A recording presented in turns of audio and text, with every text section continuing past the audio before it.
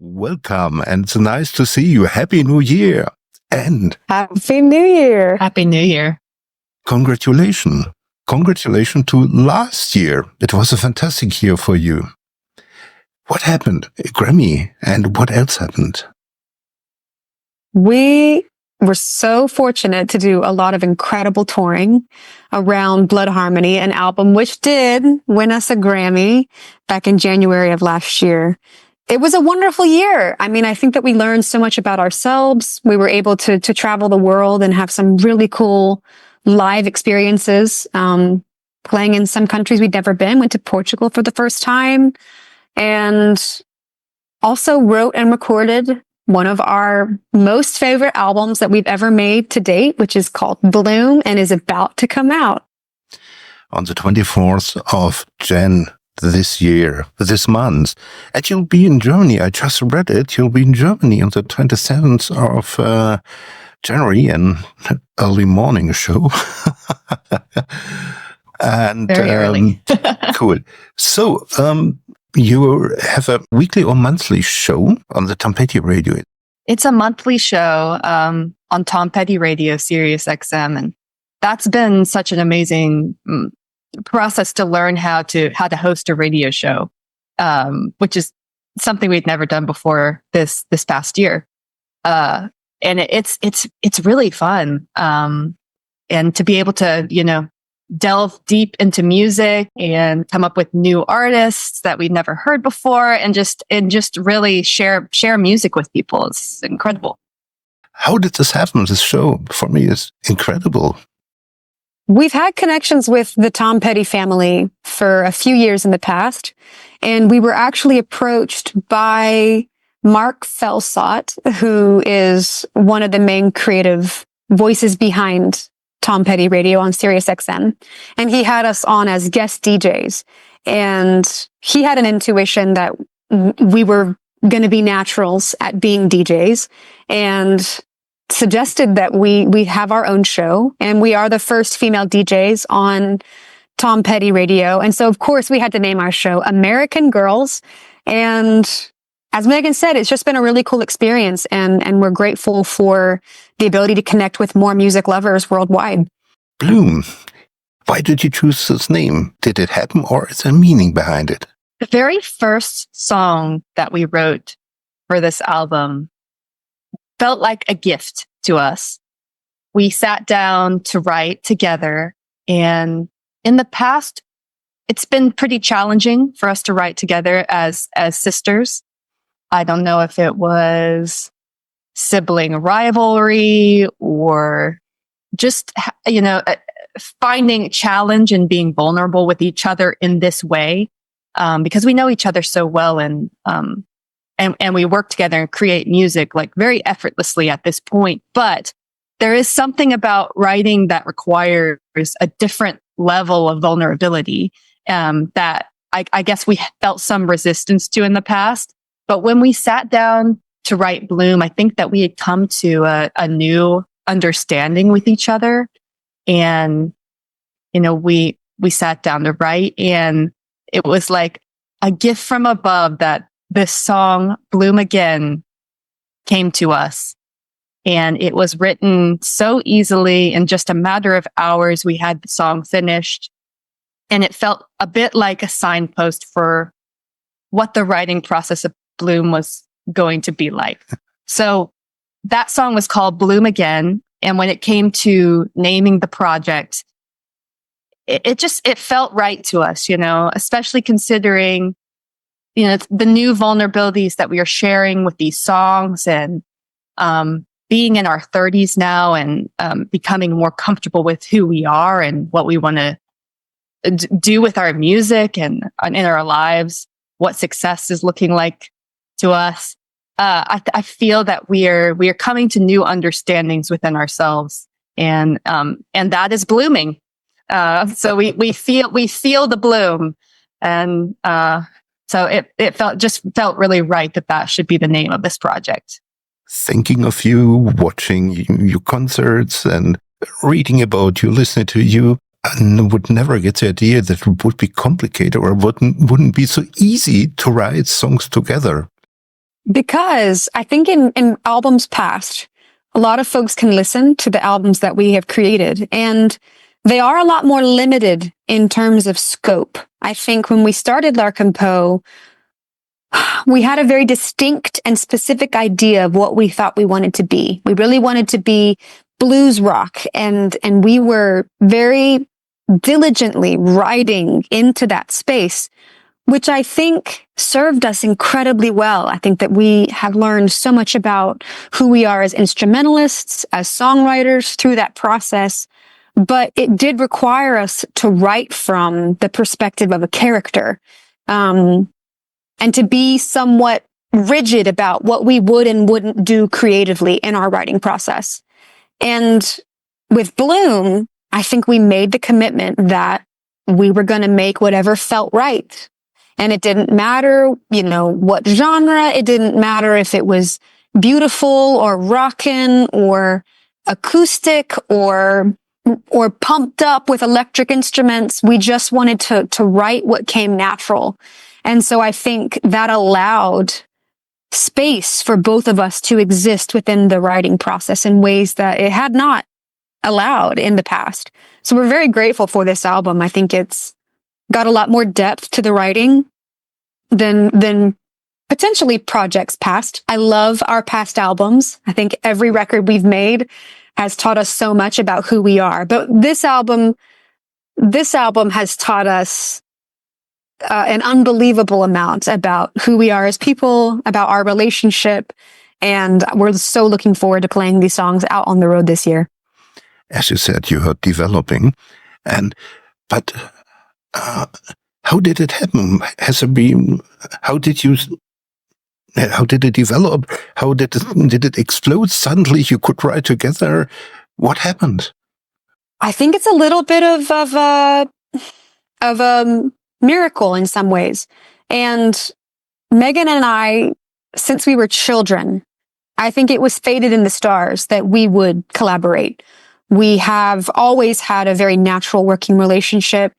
We would project together as children. We'd be building forts out in the woods or building things, making videos together. We were always working together.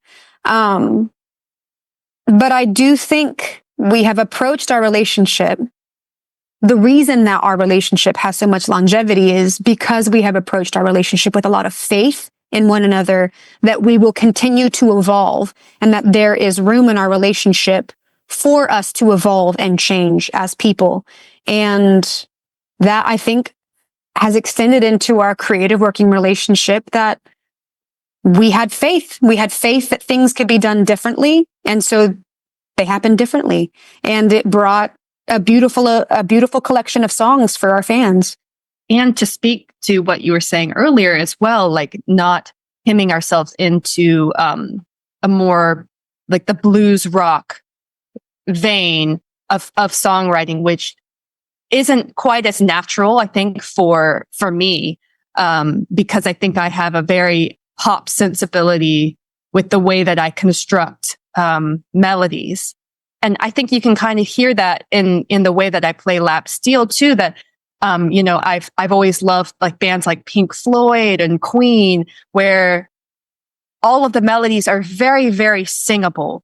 And so I think in taking away some of the parameters of this record, kind of allowed for a more of my sensibilities to kind of come in with that more poppy structure with melodies.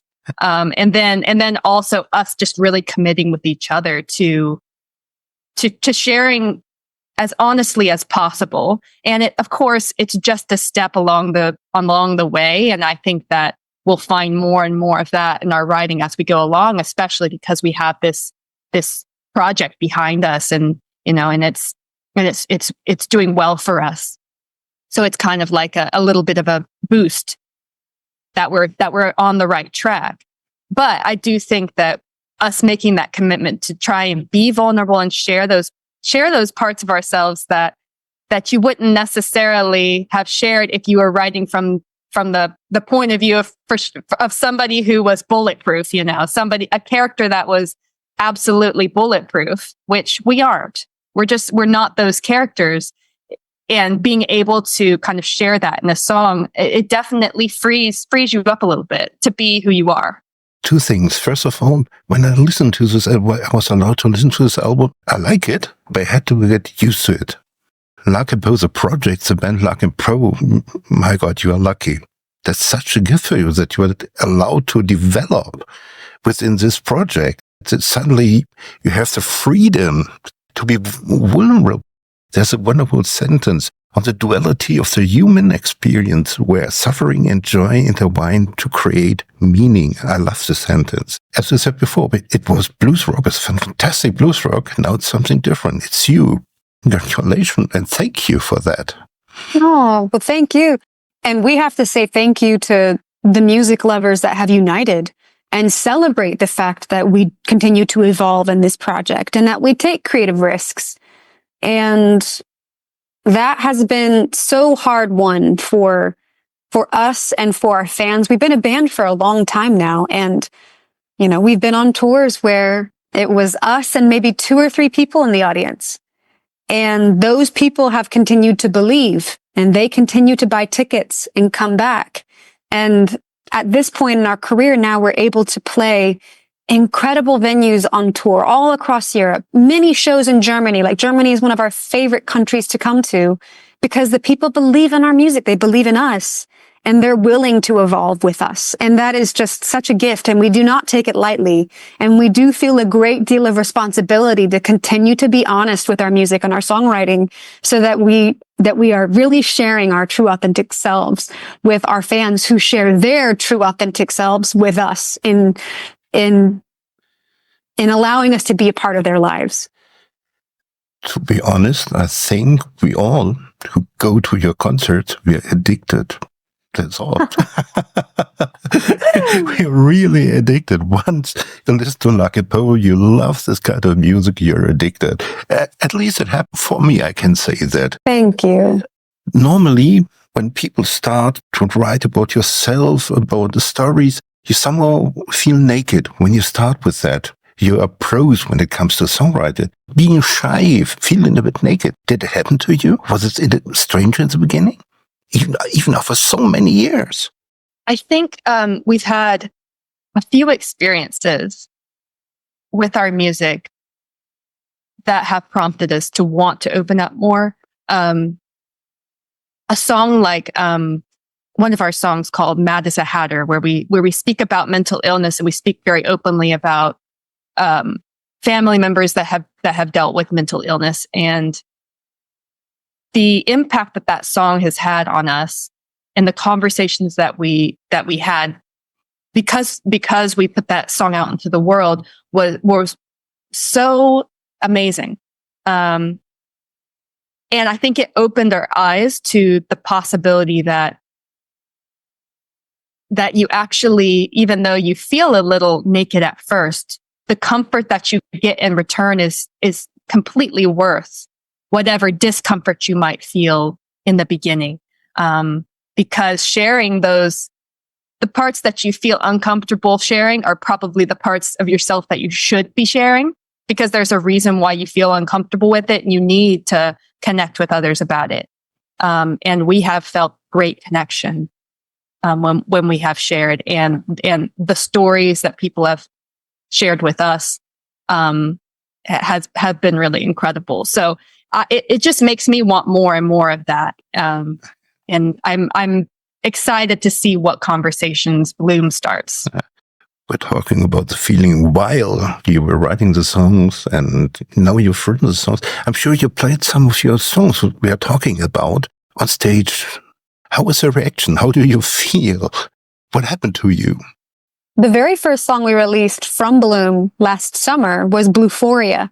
And we actually released Bluephoria while we were over in Europe on a festival tour. And it was a very impactful experience to, for the first time ever, release a song while we were on tour.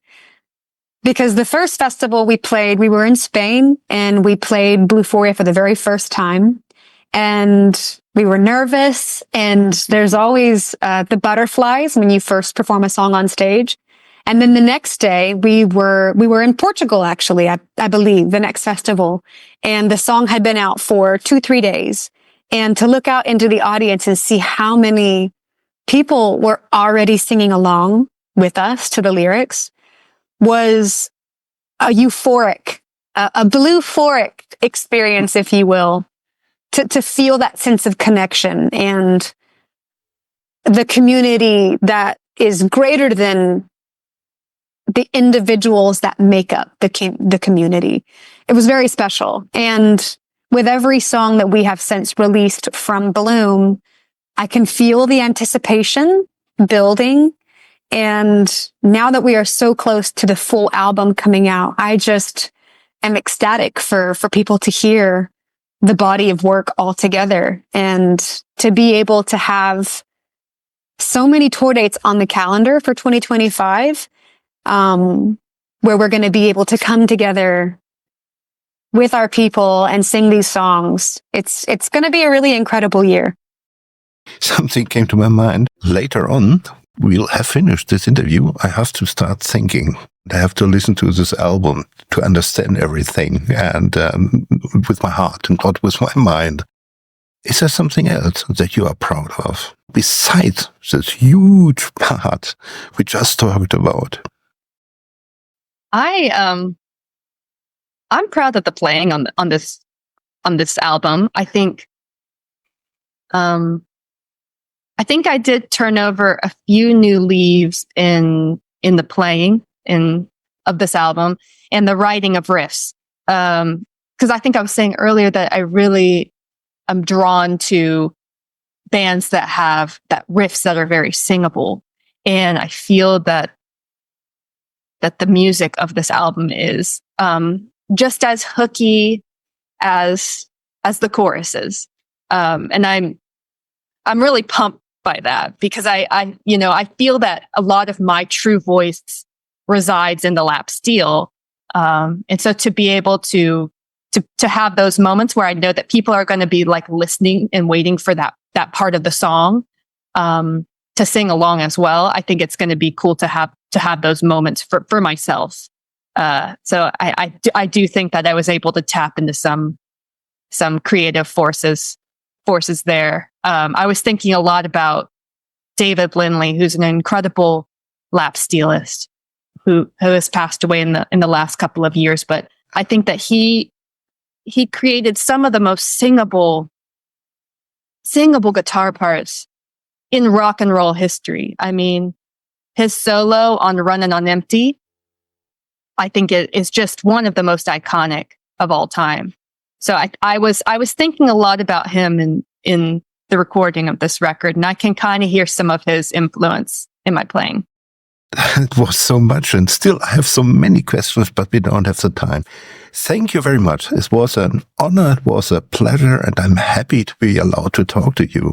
There's always so much, and this time something that surprised me that doesn't happen very often, and I'm happy for you to have this kind of development. This is incredible that you are allowed to live it.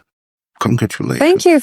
You have an incredibly warm, kind energy. Thank you so much. It's been a real pleasure to speak with you. And come see us in Berlin. We would love to see you and shake your hand.